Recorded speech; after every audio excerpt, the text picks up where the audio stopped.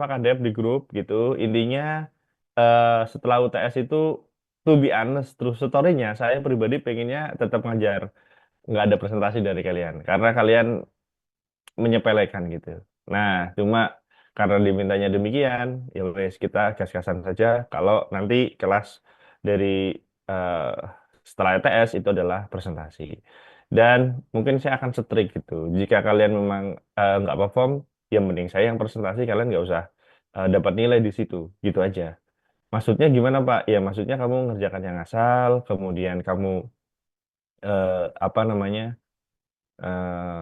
Tidak kompak misalnya, banyak masalah, terus presentasi kamu itu baca bagi saya itu sudah kalian nggak siap gitu. Nah, sehingga nanti saya akan bagi sekitar 6 sampai 7 kelompok, 6 kelompok gitu ya. Untuk pertemuan yang sisanya kan setelah ini berarti tinggal sisa 6 pertemuan kayak gitu. Nah, nanti ada yang offline ada yang online tergantung dengan kondisi saya gitu. Yang jelas pertemuan ketujuh pasti online karena saya harus nampingin mahasiswa berusaha dari FEB yang lomba di Sulawesi. Hanya itu mungkin yang online kayak gitu, pertemuan ke tujuhnya. Sorry, pertemuan ke tujuh ke sembilannya atau 6 pertemuan awal dari sesi presentasi kayak gitu.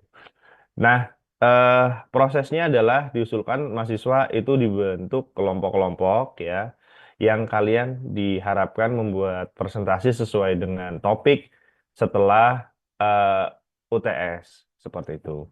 Nah, berarti dibuka lagi silabusnya atau RPS-nya, nanti kelompok yang sudah saya bagi itu ikut urutan itu. Nah, ini nanti saya mengharapkan karena saya tidak menuntut kalian membuat paper, jadi paper nanti itu sifatnya di akhir gitu ya. Yang kalian akan fokuskan sekarang adalah membuat PPT sebagus-bagusnya, sedetail-detailnya dan sebaik-baiknya dalam waktu 1 minggu ke depan gitu ya. Dan nanti teman-teman mengikuti kegiatan tersebut ya rutin. Maka jika kalian itu tidak hadir waktu kalian presentasi, gitu ya, ya kalian nggak dapat nilai deh, gitu. Gimana ya? Saya nggak mungkin kalian ngulang lagi presentasi kan kayak gitu. Jadi semoga kalian bisa dalam keadaan yang baik, yang sehat dan lancar aktivitasnya sehingga nggak ada susulan. Nah, kemudian dari proses kalian nanti presentasi itu gitu ya yang hanya membuat PPT dan PPT-nya itu harus dikumpulkan semua tuh sama minggu depan biar fair gitu. Kalau nanti dibuat minggu ke-13 buatnya dikumpulkan baru minggu ke-13 berarti kan dia waktunya lebih banyak.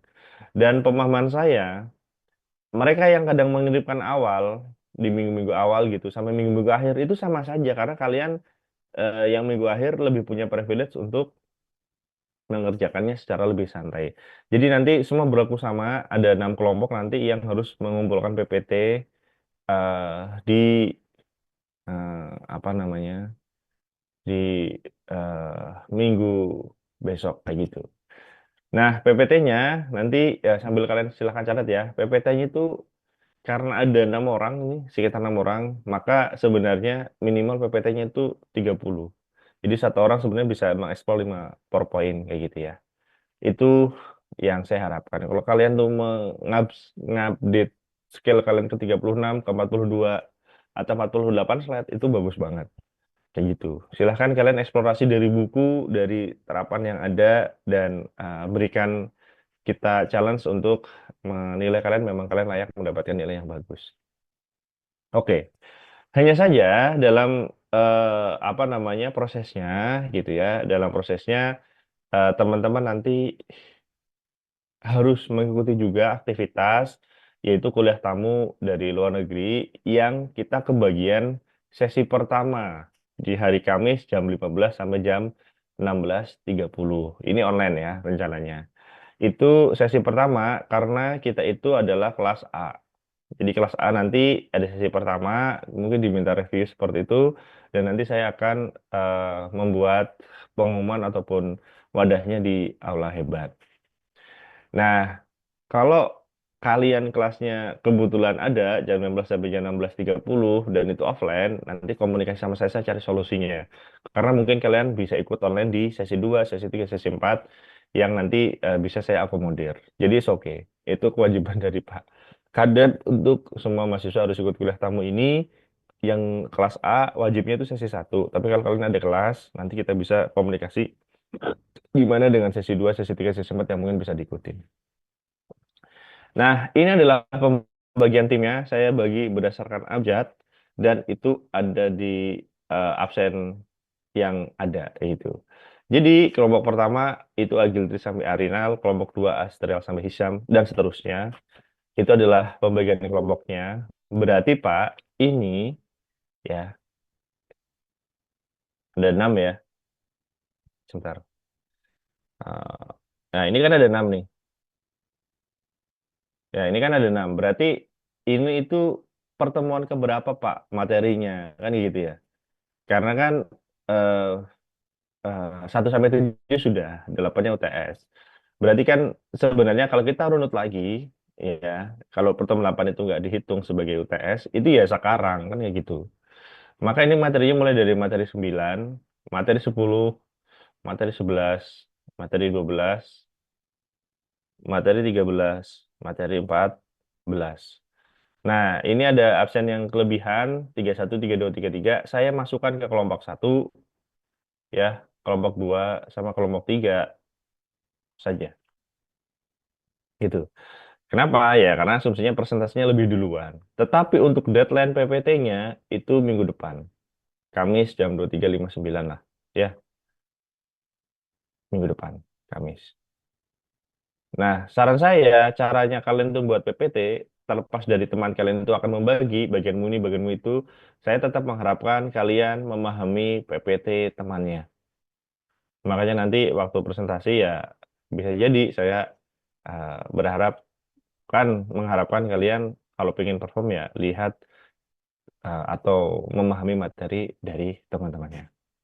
Nah, ini buka lagi ya pertemuan-pertemuan itu ada di RPS ya, pertemuan 9, 10 sampai 14 gitu. Nah, sementara Wahyu, Widya dan Yosi ke atas. Jadi Wahyu kelompok 1, Widya kelompok 2, Yosi kelompok 3 seperti itu.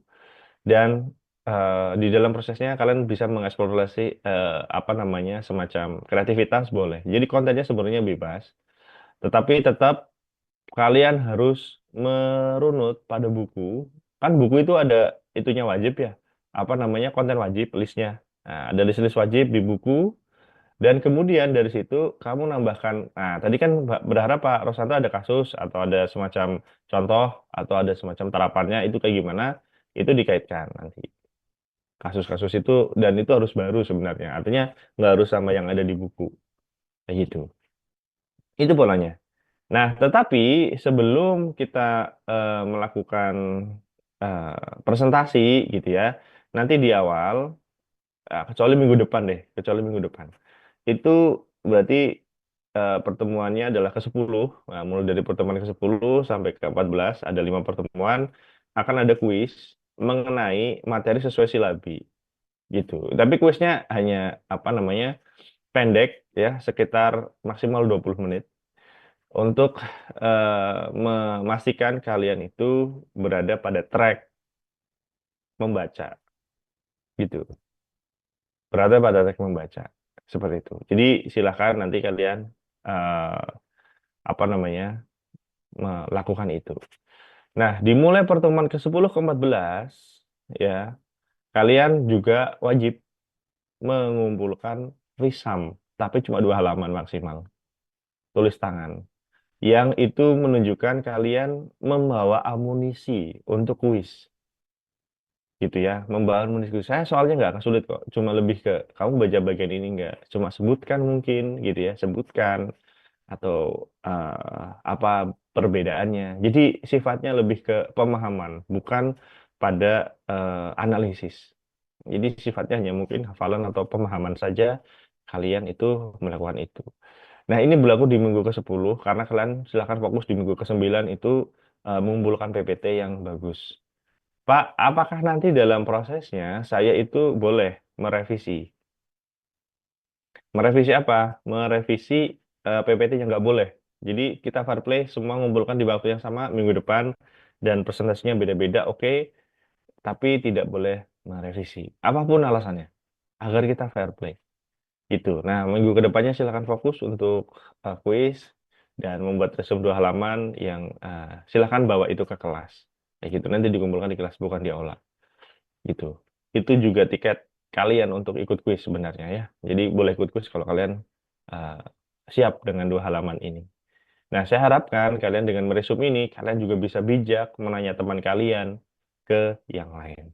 Kenapa? Karena saya berharap nanti di dalam proses kalian presentasi, setidaknya minimal akan ada 5 pertanyaan yang merepresentasikan kelompoknya misalnya, atau ya 5 orang mahasiswa yang nanti akan bertanya.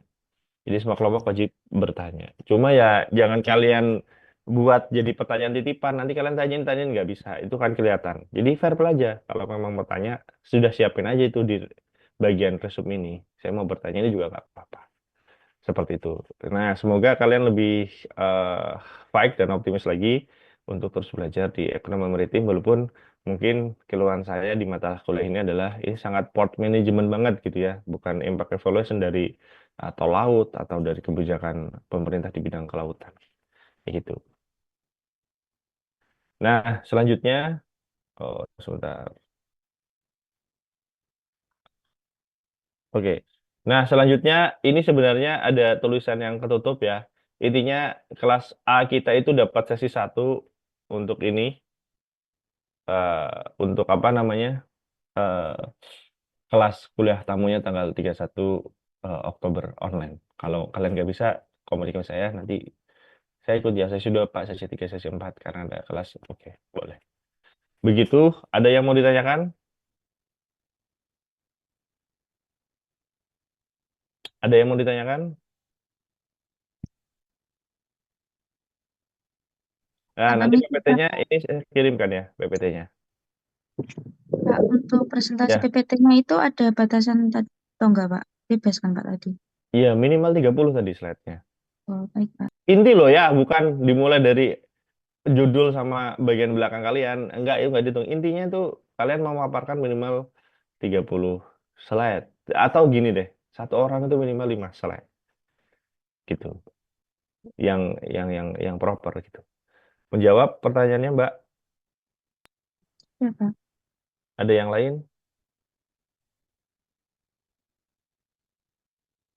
Ada yang lain? Halo? Saya Pak, itu kan di sesi 1 itu kan tertulis jamnya jam 3 sampai jam setengah 5 sore ya Pak. Terus Yang apa? Yang apa? sebelum yang Sesi full satu. time itu Pak. Ya, yang sesi 1, iya. Terus di sebelahnya lagi itu ada tulisan di sini jam 8 sampai jam 9.30 pagi itu gimana Pak? Jadinya maksudnya jam dari full time-nya. Bukannya ini ya, kita sudah menyesuaikan ya sama jamnya mereka. Paham nggak sih maksud saya? Itu tak, bayangan saya itu WA-nya Pak ini, WA-nya si Pak Dokter Surya gitu. Jadi kita jam 15.00 tanya jawab gitu, di sini jam 8 itu di jam sana gitu. Paham nggak sih? Ya, paham Itu Pak. tuh keterangan dari luar negerinya Pak Dokter Surya di sini tuh jam 8 sampai jam 9.30 gitu. Atau ya saya pastikan dulu ya. Nanti apakah demikian yang saya pahami sih di sini itu ketikan dari dokter Suryanya apa enggak Paham Pak. gitu. Tapi ya nanti tak pastikan sih karena forwardan ya Dek, dari Pak Ros itu. Siang Dokter Madi memberi jawaban ke Ultam. Jawabannya Pak Madi, ya Kamis 31 Oktober 15 sampai 16. Di sini jam 8 sampai jam 9.30 kayak gitu. Ya nanti tak pastikan, tenang aja kan masih tanggal 31. Karena bayangan saya itu sebenarnya forwardan terus diedit gitu. Ya nanti saya pastikan ya. Oke, terima kasih pertanyaannya Mbak.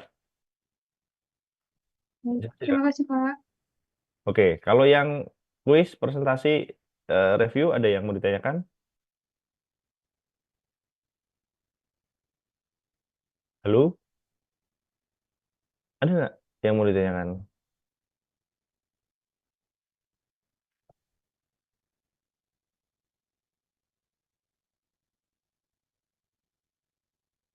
Hmm.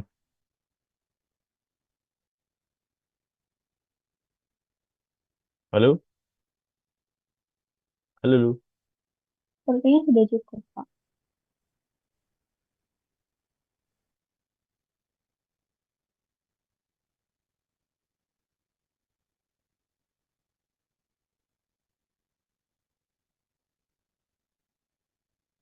Ya, Dek. Ini saya eh, coba lihat. Gini aja deh. Kita pakai teknik ninja dulu. Kalian bisa lihat nggak ini ya, QR-nya? Coba kalian absen dulu, nanti baru Bisa, saya Pak. panggil.